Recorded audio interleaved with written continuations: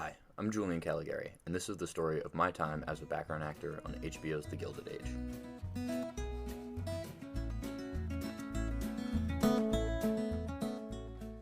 After graduating high school, I decided I'd probably be better off taking a gap year than going to college during COVID.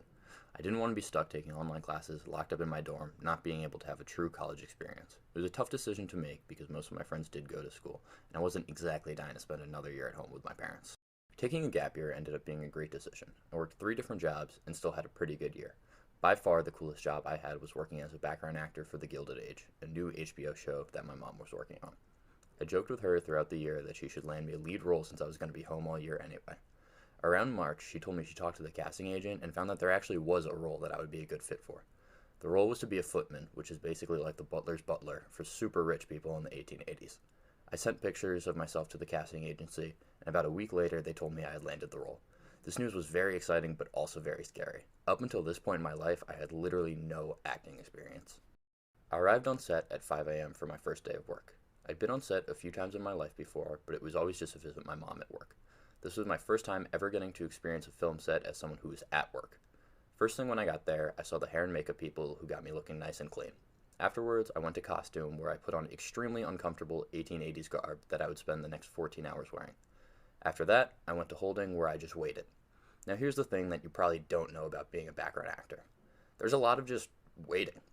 I sat and I waited and waited and waited and waited. Not really sure how long I would be waiting for or what I would be doing when I was finally done waiting. There were a few other background actors who were also hanging out and holding with me. One of them was also a footman, and after talking with him for a little bit, I found out he was the same age as me and also took a gap year. His name was Ronan, and we spent a ton of time hanging out over our 2 days on set. Okay, now here's the thing that you definitely should know about being a background actor, or just being on a set in general. There is free food as far as the eye can see. Breakfast is catered, lunch is catered, dinner is catered, and all of it is 100% free. And oh, maybe you just ate a bottomless breakfast, but now you're hungry before lunch is served. Boom. There's craft services with snacks, drinks, sandwiches, and anything else you could think of, all for, guess what, free. I can't even begin to estimate the thousands of calories I consumed or the total number of iced coffees I drank during my 2 days on set. Me and Ronan probably went to Crafty at least once an hour, every hour, the entire time we were there. Okay, now back to the actual acting part. After about 3 hours of waiting and holding, a PA came to get me and Ronan and brought us to the green room.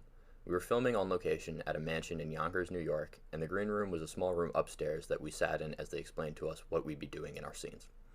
It turned out the first scene would be just me, and then Ronan would come down for the next scene, which needed both of us. We waited there for about an hour until they brought me downstairs to the actual set to shoot our scene. I'm not gonna lie, but at this point I was just about shitting bricks. It's not like I had an actual important role or even any lines. My first scene was literally to close the door behind Mrs. Astor and her butler Hefty, and then just stand in the background as tall as I could while they had a brief conversation. But like I said, I had no acting experience at this point. No school plays, no stupid videos with my friends, literally nothing. And it turns out, having your first acting experience on an HBO show with a multi-million-dollar budget, in a mansion, with world-class actors next to you, can be kind of intimidating. At this point, the only thought I had running through my head was, you better not this up. About 10 seconds before the camera started rolling, Donna Murphy and Bill Ryle, who were playing Mrs. Astor and Hefty, introduced themselves to me, which honestly just made me more nervous. It was really cool that these famous actors were taking the time to learn the name of a random background actor they only had a few scenes with, but at the same time I was thinking, now Donna Murphy is going to know that Julian f***ed up, not just footman number 1. Someone yelled action, and we were going. I walked in the room after them, closed the door, and then just stood up as tall as I could. They started talking, and then Donna messed up her lines, so we did it again. Then Donna messed up again, and again, and again, and again. I wish I was joking, but we probably had about 30 takes of the scene. This finally eased my nerves. Watching a famous, successful actress mess up that many times made me realize that making mistakes is a huge part of creating movies and TV. Thinking that anyone is going to get it perfect on their first try is insane. Even something as simple as closing a door and then standing up tall is pretty easy to do incorrectly.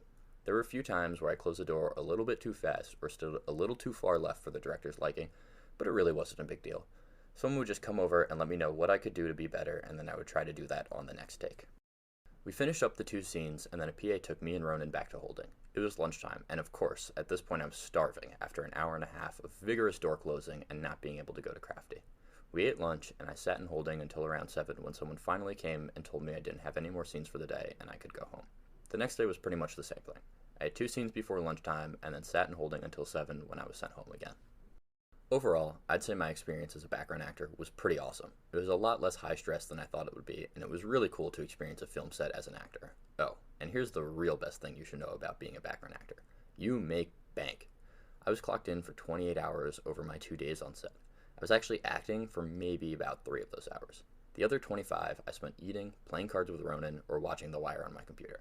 I ended up getting paid about $1,000 for the whole gig. I guess the moral of this story is don't be afraid to go out of your comfort zone, especially if it means you can make $1,000 just for sitting around. But what do I know? I'm just a background actor.